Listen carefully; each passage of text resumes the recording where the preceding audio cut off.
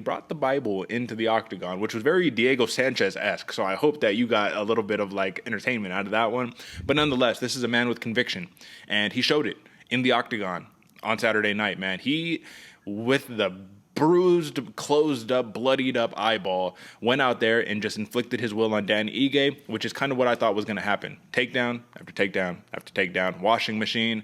And the most important thing here is that Dan Ige was much more of a live dog than people gave him credit for, than I gave him credit for. AJ, 30-27. I do not agree with that scorecard. What did you think when you heard 30-27 in favor of Bryce Mitchell for the result? That the old adage never dies, Derek. Do not leave it to the judges, because there's going to be one, at least one, if not more, that screw you over in that fight. 30-27 is ridiculous. And in fact, for the first round, about round and a half, I thought, oh shit, Dan Ige might have this. Sprawling like a madman, stopping the takedowns, looked good, and then the pace caught up to him, and then the pressure. And I gotta admit, it looked like Bryce Mitchell with his mental fortitude, man, taking, like you said, eyes shut, swollen completely, and still working his moves, still getting into advantageous spots.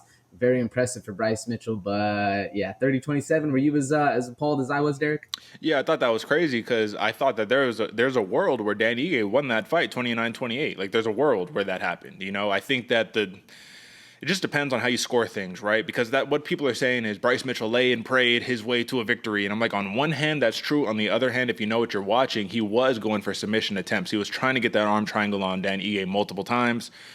There were spots where I know that feeling too, where you just don't feel quite comfortable enough to really go for the submission. So what do? You just kind of keep transitioning spots, go for back takes, try to get a rear naked choke. But AJ, I do have to ask, given that we saw a very similar round to kind of what went down in like the Alexa Grasso, Valentina Shevchenko, lots of back control, just kind of hanging out, doing there, trying to go for the choke.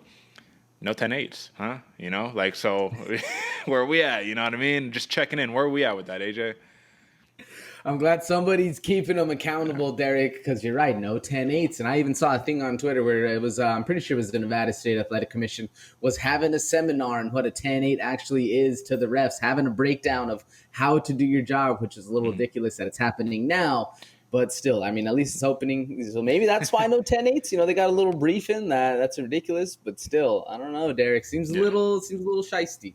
Yeah, so let's just break this down just a little bit further, man. Bryce Mitchell and was ruthless with the takedown attempts. When I take a look at it, he went for 15 total takedown attempts, only landed 5. So, like, shout out to the takedown defense of Dan Ige. But what do you think Dan Ige could have done to actually win this fight? If you look at the total combined strikes, man, it was like 70 combined strikes. Bryce Mitchell barely edged out Dan Ige with like 5 strikes, 37-32. So what could he have done to actually win this fight? I think if Dan Ige would have maintained top pressure in that last round, Derek, that's where we could have seen a transition. I mean, it looked like even when Bryce Mitchell was struggling, he was still in control. And it's because he was, man. He was able to lock up, you know, the body triangle, work his way towards back mounts, stay in, look like he was a lot more comfortable in those situations instead of frantically trying to move. And I think if Dan Ige would have just had the control, maybe we would have seen those odds makers flipped, but still then 30-27, that doesn't explain that one. Yeah. So maybe it was just the card stacked against it.